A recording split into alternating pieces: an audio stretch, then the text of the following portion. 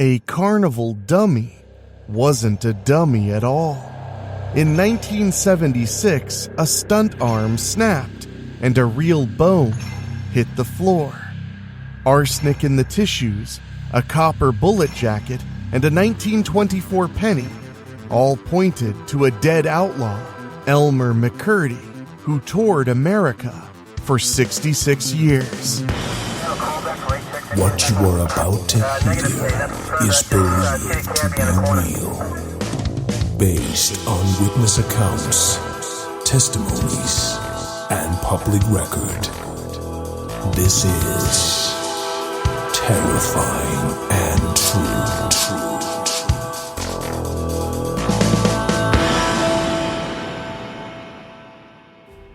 Tonight, Long Beach, California, 1976.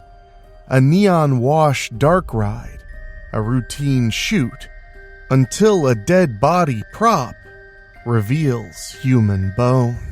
Investigators trace arsenic embalming, a bullet's metal jacket, and carnival tickets across 6 decades of exhibitions. Who was this man? How did an outlaw's body become a sideshow attraction? Our search leads from a botched Oklahoma train robbery in 1911 to a concrete-sealed grave in 1977.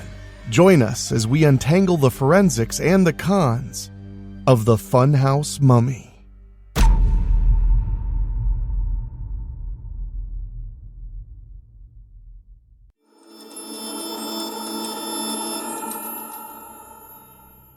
It sounds like an urban legend. A creepy carnival mannequin turns out to be a real human corpse. In 1976, this myth proved horrifyingly true. A prop hanging in a Long Beach amusement park funhouse was discovered to be an actual mummified body, one that had toured the country for decades. The truth behind this funhouse skeleton is more bizarre and disturbing than just about any ghost story, made all the more chilling by the fact that every word is true. In December of 1976, a camera crew for the television program The $6 Million Man set up at The Pike, a seaside amusement park in Long Beach, California. They were filming inside an old dark ride called Laugh in the Dark, one of the Pike's vintage haunted house attractions, filled with glow-painted skeletons and spooky props.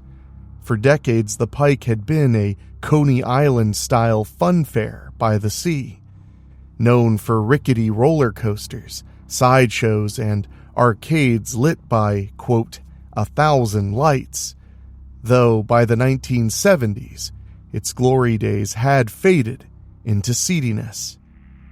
As the crew arranged their shots amid the cobwebbed scenery, one member noticed a garish, emaciated dummy dangling from a gallows in a corner. A figure long assumed to be just another cheesy prop. While adjusting the set, an art director grabbed the mannequin's arm to move it, and the arm snapped off in his hand. To his horror, the detached limb wasn't made of plaster or papier-mâché, but of real bone and desiccated human tissue. In that chilling moment, the crew realized this was no mannequin at all. It was a mummified human corpse hanging from the noose. The funhouse prank had become a real-life nightmare. Production, of course, ground to a halt as police and firefighters rushed to the scene.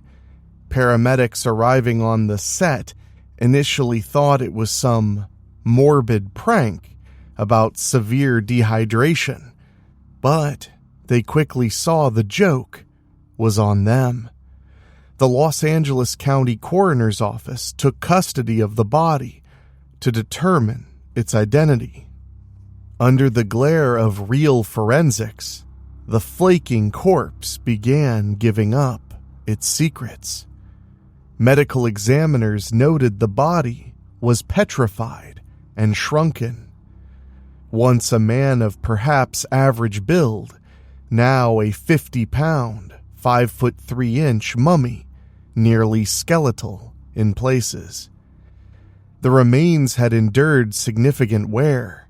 The ears and some fingers and toes were missing, likely broken off over time, and a gruesome hole had been drilled through the neck, presumably to hang it on the rope that still oozed an ugly yellow, pus-like goo.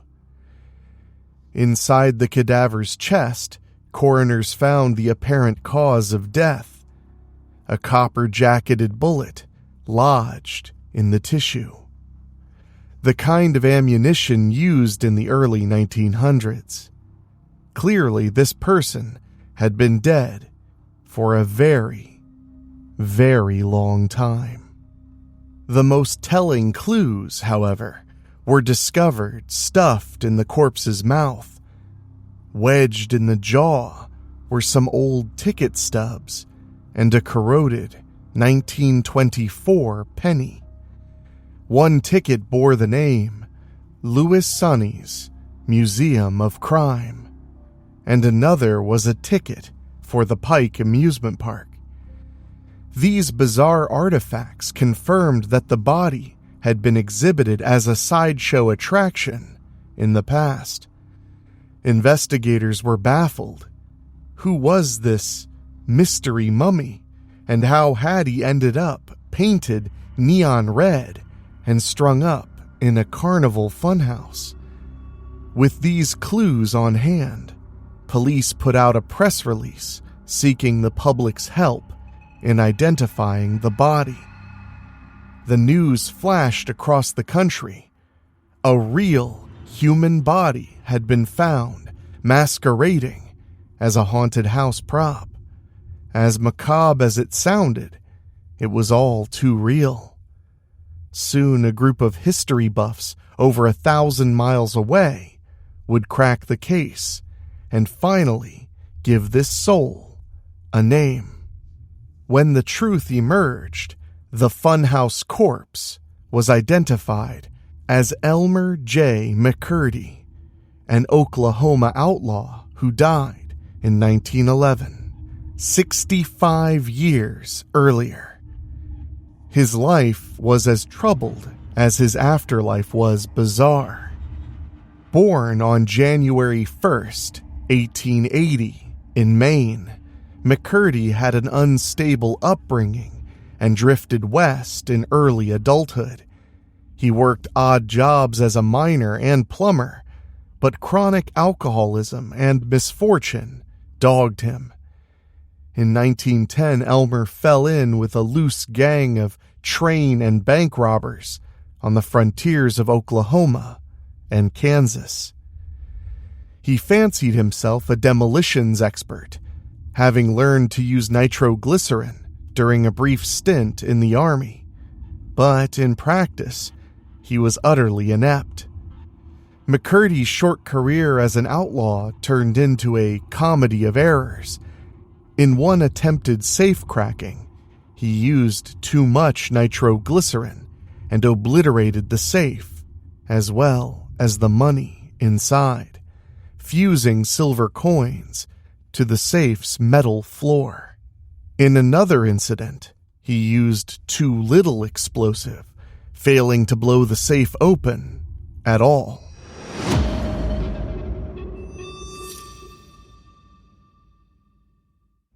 His most famous blunder, however, came in October of 1911, when McCurdy and some accomplices tried to rob a train supposedly carrying $400,000 in cash. They stopped the wrong train and instead escaped with only $46, 2 jugs of whiskey, and a few personal items, including the train conductor's comb. It was a pitiful haul that would soon become McCurdy's final crime. Elmer McCurdy went on a whiskey bender after that botched heist, hiding out in a hay barn in Oklahoma with his meager loot. At dawn on October 7th, 1911, he awoke to the barking of bloodhounds and the realization that a sheriff's posse had tracked him down. "You'll never take me alive!" McCurdy supposedly yelled, a vow that earned him the posthumous moniker of the bandit who wouldn't give up. A gunfight erupted and lasted an hour. McCurdy managed to wound a deputy, but in the end, he was killed by a posseman's bullet in the Osage Hills of Oklahoma. With no known family or friends to claim his remains, the bandit's body was turned over to a local undertaker. At this point, McCurdy was just another anonymous outlaw who met a violent end. But his story was about to take an even more bizarre turn after his death.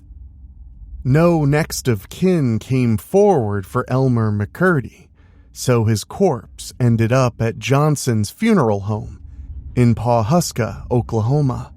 There, an industrious undertaker named Joseph Johnson decided to make the most of McCurdy's notorious corpse. Using an arsenic-based preservation fluid, a potent embalming method common in that era, he mummified the body to prevent decay. McCurdy's embalmed features were reportedly so well preserved that he almost looked alive, aside from the leathery, tanned skin. Sensing morbid curiosity from locals, the undertaker propped the cadaver up in a back room and put it on display for visitors.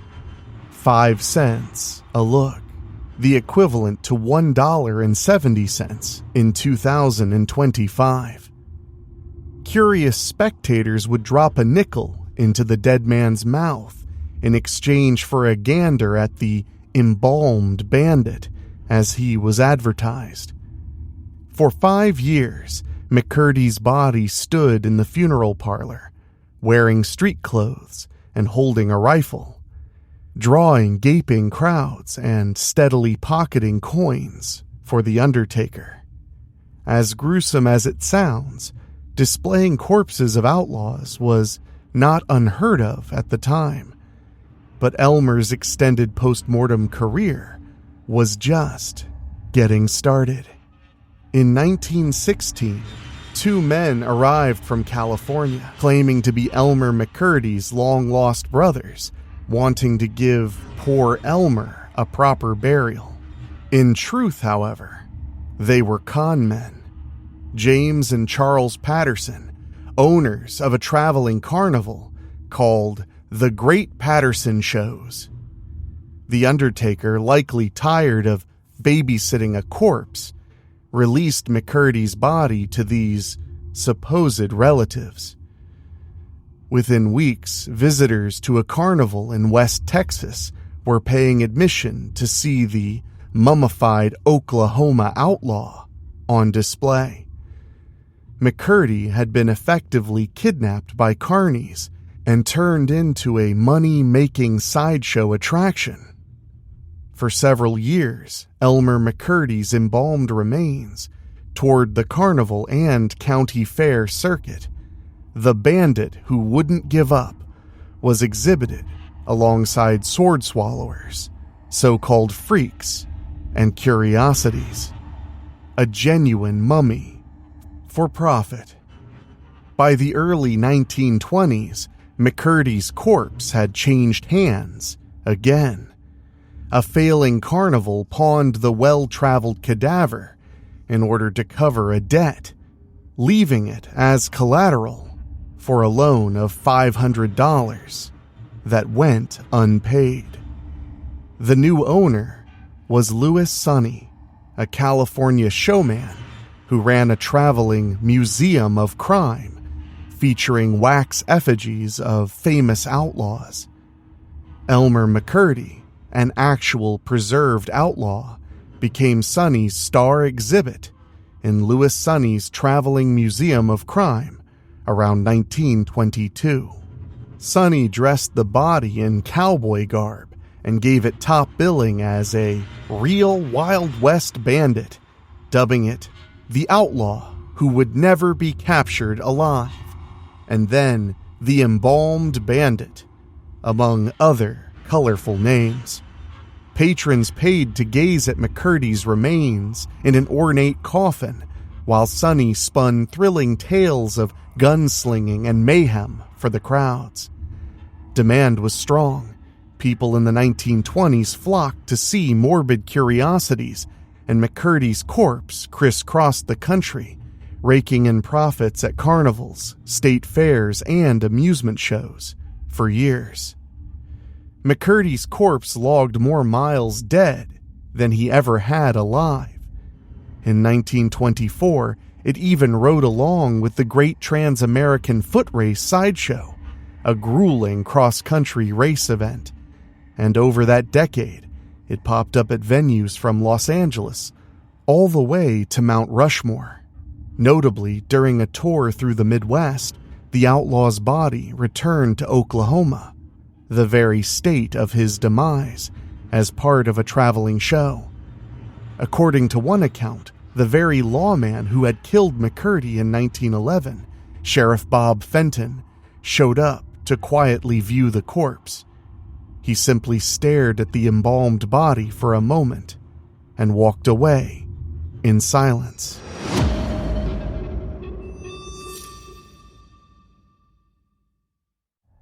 As the corpse's fame grew, its true identity sometimes blurred into legend. Carnival promoters were not shy about fabricating wild stories around the mummy in order to entice audiences. One sideshow talker claimed the mummy was an ancient bandit who had drank a magical poison that preserved his body. Another one promoted it as the remains of a dope fiend killed by narcotics, whatever sensational tale might fit the venue's theme. Despite all the hype, those who had known of McCurdy's history occasionally stumbled upon the exhibit and recognized it for what it was, correcting the record when they could. In one amusing incident, the original Undertaker's own son, Luke Johnson, attended a carnival sideshow in the late 1920s and heard the showman pitching a tale about a mummified outlaw preserved by poison. Luke realized it was McCurdy on display and set the barker straight. By the 1930s, old-fashioned sideshows were waning in popularity, but Elmer McCurdy still found an audience in new forms of entertainment. Louis Sonny moved into filmmaking, producing lurid exploitation films to cater to the public's continued appetite for the macabre. In 1933, Sonny even lent McCurdy's body to promote a drugs and crime expose film called Narcotic, 1933. Theater-goers in Los Angeles that year were greeted by the sight of McCurdy's withered corpse propped up in lobby displays, falsely touted as a cautionary example of a criminal dope addict who met a bad end. By now, the once intact corpse had visibly mummified and shrunk, and it was likely coated in wax or paint to appear more lifelike under lights.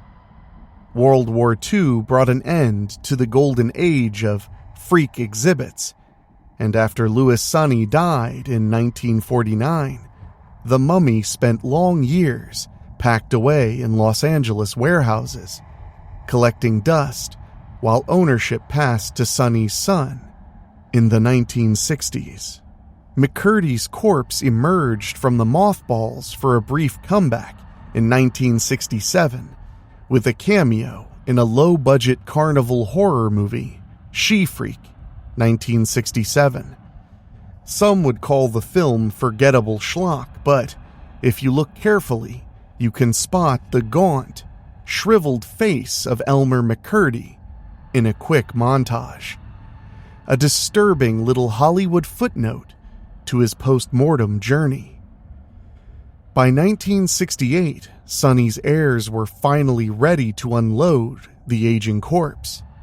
They sold it, along with a bunch of old wax figures, to a new owner, reportedly Spoony Singh, founder of the Hollywood Wax Museum.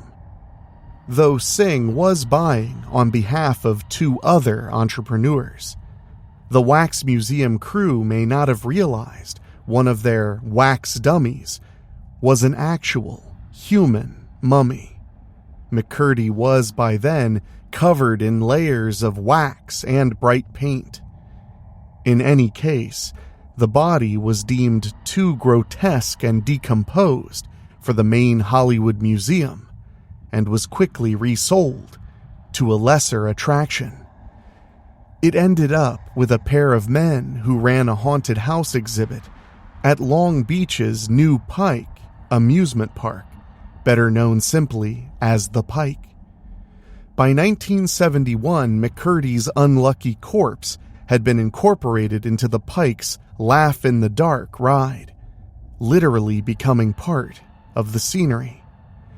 The proprietors painted the mummified body a fluorescent orange-red so that it would glow under blacklight, mounted it to a fake coffin with a rig to make it twitch, and hung it from the rafters as a grisly gallows prop.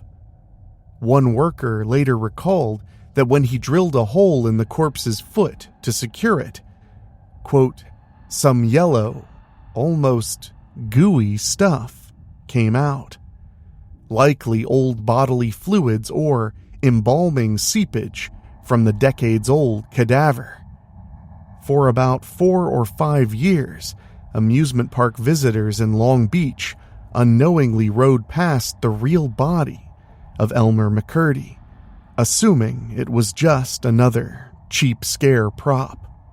Little kids on the ride even brushed against it in the dark, never realizing the dummy swinging above them was once a living man. It wasn't until that TV crew's accidental discovery in late 1976 that McCurdy's body finally left the carnival circuit for good. Elmer McCurdy's post-mortem odyssey might be the most infamous, but it's not entirely unique. In the late 19th and early 20th centuries, America had a lurid fascination with the display of outlaws' corpses and mummified curiosities. The heyday of the Dime Museum saw showmen like P.T. Barnum and others drawing crowds to see sensational oddities for a mere 10-cent ticket. These low-cost museums and traveling carnivals eagerly catered to the public's morbid curiosity. By the early 1900s, it wasn't just freak animals or faux mermaids on display. Crime exhibits and sideshows increasingly featured the actual remains of infamous criminals, or convincing fakes, blurring the line between education, spectacle, and desecration. Carnivals, sideshows, and museum of crime exhibits often touted human remains or mummies as star attractions to boost ticket sales. As one contemporary newspaper noted in 1915, all sorts of mummies were popular sideshow attractions at the time. It wasn't always possible for audiences to tell a real body from a clever fake. For example, displaying the corpse of a notorious bandit for paying crowds might sound ghoulish today, but in the Old West era, it wasn't unheard of. Lawmen and carnival men alike sometimes treated dead outlaws as public attractions. In fact, when McCurdy was laid to rest, finally, in 1977, he was buried near the grave of Bill Doolin, a famous Oklahoma outlaw shot dead in 1896, whose body had been preserved and briefly exhibited for public viewing. This practice of exploiting the dead had precedent, even if McCurdy's 66-year tour was an extreme case, to say the least. Perhaps the closest rival to McCurdy's traveling corpse in American lore was the purported John Wilkes Booth mummy. Decades after President Lincoln's assassin was killed in 1865, a mummified cadaver surfaced that carnival promoters boldly claimed was Booth's body. Starting around the 1920s and into the 1930s, this supposed Booth mummy toured with carnivals and sideshows, drawing the morbidly curious, even though its true identity as Booth was highly dubious. In reality, the mummy was widely believed to be the embalmed remains of an Oklahoma drifter named David E. George, who had committed suicide in 1903 after allegedly confessing to being Booth under an alias.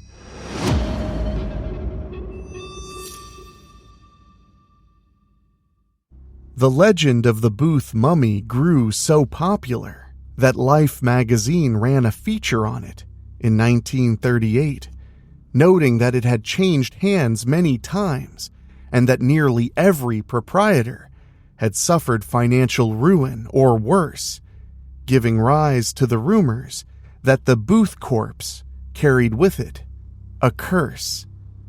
Sideshow customers in the 30s paid 25 cents each to gaze upon the shriveled figure of, quote, John Wilkes Booth, while skeptics pointed out there was no solid evidence of its authenticity. Carny promoters even invited examinations. One photo spread showed a sheriff taking the mummy's fingerprints. But, as Life dryly observed, this proved nothing, since no verified prints of Booth existed for a comparison. In another instance, the showman's wife displayed x-rays of the mummy's broken leg, hoping to match it to Booth's known injury, while a surgeon and an optometrist publicly dueled in the press over whether the mummy's facial features matched Booth's.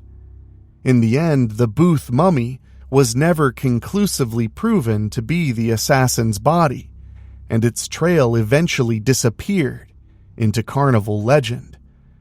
That sensational tale illustrates how far showmen would go, even concocting elaborate historical hoaxes in order to profit from a well-preserved corpse.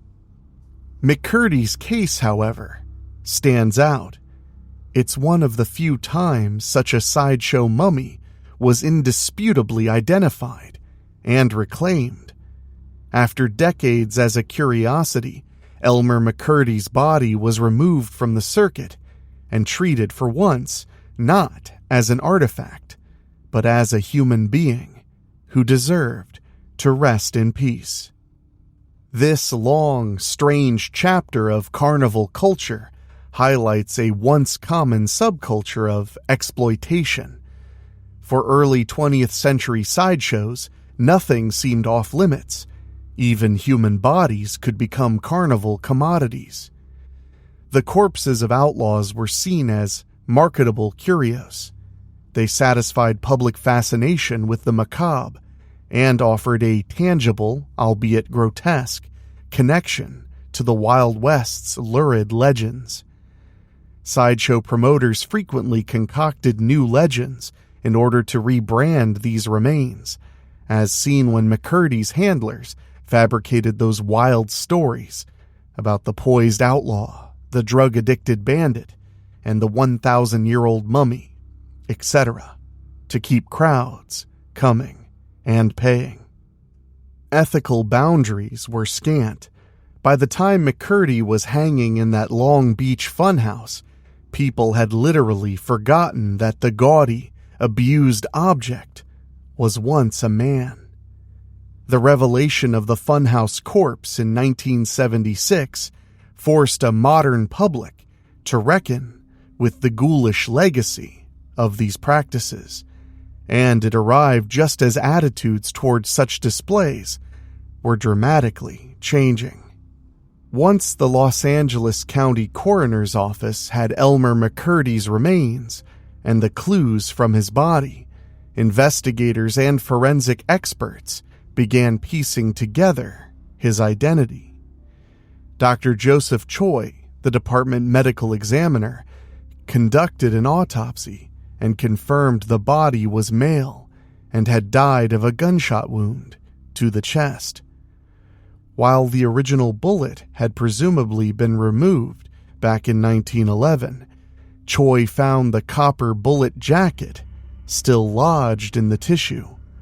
Crucially, the jacket had a gas check, a small metal disc on the bullet's base designed to prevent barrel corrosion, which was a type of ammunition used only from about 1905 until 1940.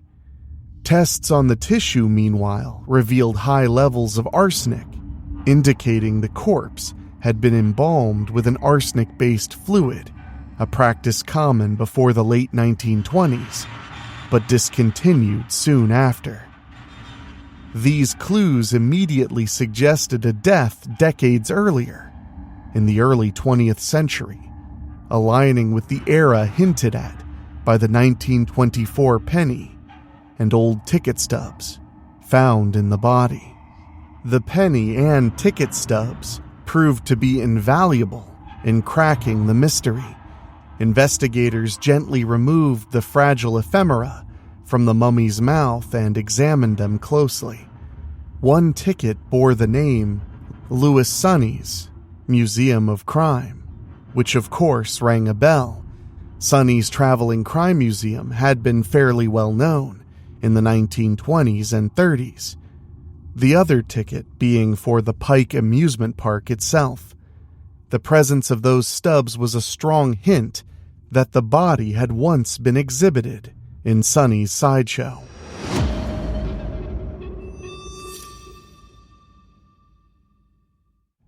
Detectives contacted Dan Sonny, Louis Sonny's son, who confirmed that years ago, his father's show had indeed featured a mummified outlaw corpse named Elmer McCurdy. This was the first time the name Elmer McCurdy had surfaced as a serious candidate for the anonymous mummy. But still, the authorities needed solid proof. Meanwhile, news of the funhouse mummy made headlines nationwide. Over 1,000 miles away in Oklahoma, a group of amateur historians in Guthrie read the story with astonishment. Among them were Bill Lehman, a local history buff, and Fred Olds, curator of the Oklahoma Territorial Museum. They were well versed in the old outlaw tales of their region, and as soon as they heard about an unidentified embalmed corpse found in California, they had a strong hunch it was McCurdy. The outlaw whose unburied body had disappeared from Pawhuska in 1911. Olds contacted the LA County Coroner's Office and explained the Oklahoma connection. Eager to help, he and his colleagues offered to assist in confirming the identity and even ensure the outlaw would receive a proper burial back in Oklahoma, if indeed it was McCurdy. Before the coroner could release the body, however, they would need to conclusively verify that the mummy and Elmer McCurdy were one and the same. In early 1977, a team of forensic specialists from California and Oklahoma including renowned forensic anthropologist Dr. Clyde Snow, collaborated on the identification. This was pre-DNA era, so they relied on old-fashioned detective work and anatomical analysis. The corpse's mandible, or lower jaw, was removed for closer study. The team carefully compared the remains to any record of McCurdy's appearance. Remarkably, McCurdy's 1911 post-mortem photograph, taken by the undertaker before embalming, still existed in archives, as did some of the descriptions of distinguishing marks on his body. Dr. Snow took radiographs, or X-rays, of the mummy's skull and employed a technique called photographic superimposition, essentially projecting and scaling the old photo over the X-ray to see if the features aligned. They did. The skull's contours and dentition matched McCurdy's portrait perfectly. Beyond that, the medical exam had noted certain scars and even bunions on the corpse that corresponded to injuries McCurdy was known to have had in life. After cross-checking every clue, the bullet's era, the embalming chemicals, the tickets and penny, the physical match of skull and scars, the investigators were finally satisfied. In late March 1977, the Los Angeles County coroner officially identified the body as Elmer J. McCurdy. The lost outlaw had finally been found. McCurdy's remains were released to the Oklahoma group, but the question remained: what to do with him now? This bizarre story had garnered national attention, and many felt McCurdy deserved a proper burial, and that his gravesite should be protected from any future profiteering. The city of Guthrie, Oklahoma, stepped up. In February 1977, Guthrie's city council agreed to provide a burial plot in the local Boot Hill section of Summit View Cemetery, an area where other famed outlaws from the territorial days, like Bill Doolin, are interred. It was partly a gesture of respect to finally lay the wanderer to rest, and partly Guthrie embracing a strange bit of Wild West history, however belated, as its own. On April 22nd, 1977, Elmer McCurdy was finally buried with full funeral rites in Oklahoma, 66 years after his death. The outlaw's send-off was as theatrical as anything in his life. A horse-drawn 19th century hearse carried his pale blue coffin to the cemetery, followed by a procession of local lawmen and Western history enthusiasts in period costume. It was a rainy morning, and some 300 people attended McCurdy's belated funeral, far more mourners than he ever had in life. Perhaps they came out of curiosity, or to pay respects, or simply to witness the final chapter of this incredible saga. As one commentator wryly noted, it was likely, quote, the most love Elmer McCurdy ever got, in life or death. After the graveside eulogy, McCurdy's coffin was lowered into the earth next to the outlaw Bill Doolin and 2 other Old West bandits, as if reuniting him with the rogues gallery of his own era.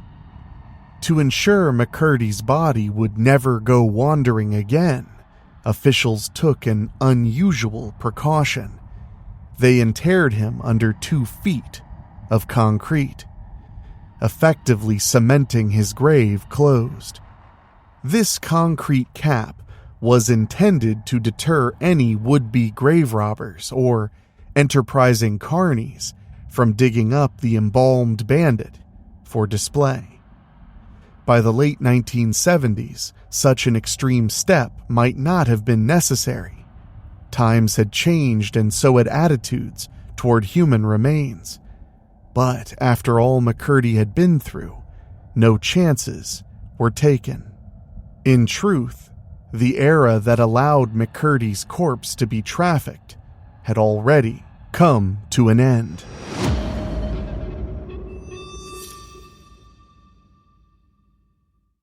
By the mid-20th century, laws and ethical standards had evolved significantly. The idea of buying or exhibiting a human cadaver as entertainment had become not only abhorrent to the public, but largely illegal. Carnival sideshows as a whole were a dying breed, and legitimate museums were re-examining how they handled human specimens. For example, the Denver Museum of Nature and Science took its last Native American skeleton off display in 1970 out of respect, and ceased exhibiting human remains in that way entirely. The McCurdy affair in 1976 and 77 served as a grotesque cautionary tale that underscored the need for oversight. Many were rightfully astounded that a human body could have been bought and sold like a prop for 6 decades without anyone intervening. In the aftermath, museum curators and amusement park operators indeed became far more vigilant.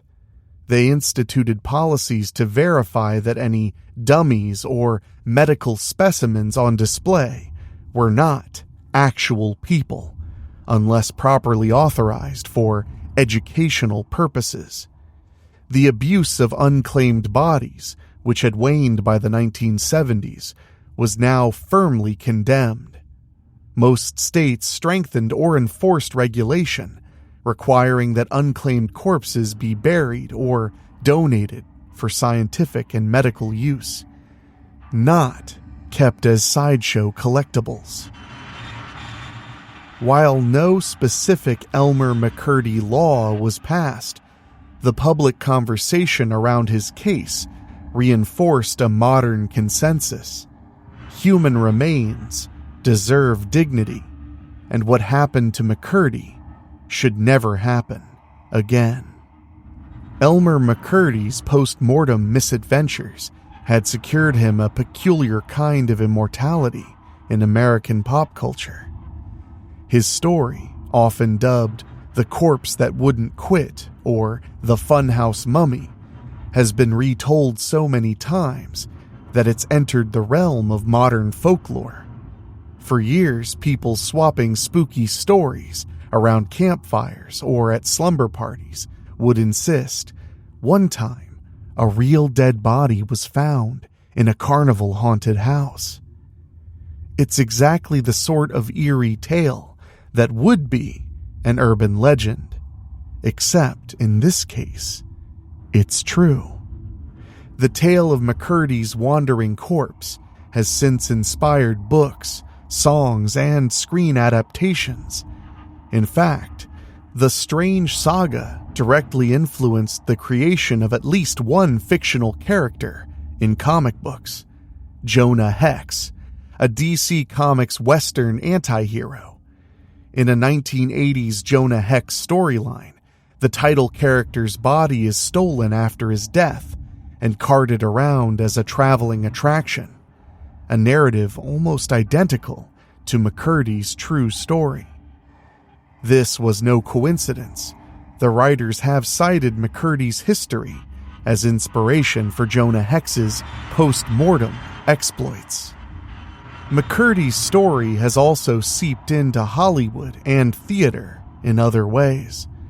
The very circumstances of his discovery read like a horror movie plot, and indeed, just a year before the real event, an episode of Charlie's Angels had featured a nearly identical scenario of a corpse found in a carnival funhouse at the Pike.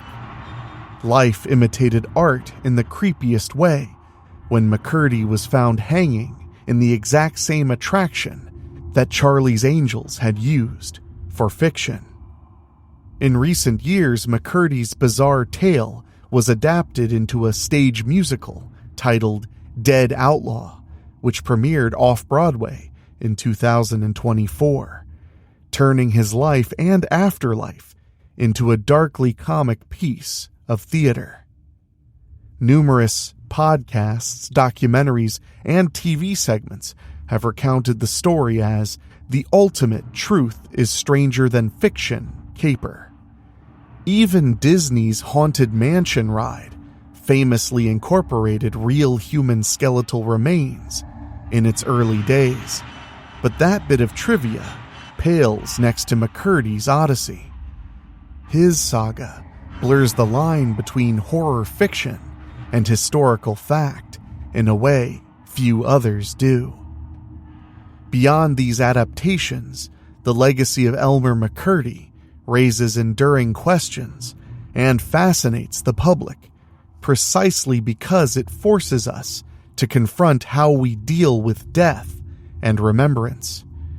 He's been called America's most famous corpse, a gruesome title he earned through his long, unwilling tour of carnivals and roadside attractions. Every Halloween, lists of scary true stories inevitably include the funhouse mummy, who turned out to be real. His story has become a cautionary legend in the haunted attraction industry, a macabre reminder to prop makers and haunted house operators that sometimes the dummy in the corner might just be a real dead body. It also serves as a stark reflection on how much our society's view of death and human dignity has evolved. Elmer McCurdy was a man whose difficult life ended in obscurity, only for his corpse to achieve an infamy he never knew. In death, he became a spectacle, and only upon discovery was he finally seen as a person again in the eyes of the world. In the end, Elmer McCurdy's saga truly feels like a ghost story you'd hear whispered on a dark night. A restless soul doomed to wander, his body never at peace, until benevolent strangers finally laid him to rest. The difference here is that every detail, from the nickel in his mouth to the neon paint on his skin to the bullet in his chest, really happened. The funhouse skeleton's journey from outlaw to carnival mummy to TV set decoration remains one of the most surreal and unsettling true tales in American history. It stands as a macabre testament to the saying, sometimes truth is not only stranger than fiction, but also far more horrifying. Terrifying and True is narrated by Enrique Couto. It's executive produced by Rob Fields and Bobbletopia.com, and produced by Dan Wilder, with original theme music by Ray Mattis. If you have a story you think we should cover on Terrifying and True, send us an email at weeklyspooky@gmail.com. And if you want to support us for as little as $1 a month, go to weeklyspooky.com/join. Your support for as little as $1 a month keeps the show going. And speaking of, I want to say an extra special thank you to our Patreon podcast boosters, folks who pay a little bit more to hear their name at the end of the show. And they are Johnny Nix, Kate and Lulu, Jessica Fuller, Mike Eschewey, Jenny Green, Amber Hansford, Karen Wiemet, Jack Kerr, and Craig Cohen. Thank you all so much, and thank you for listening. We'll see you all right here next time on Terrifying and True.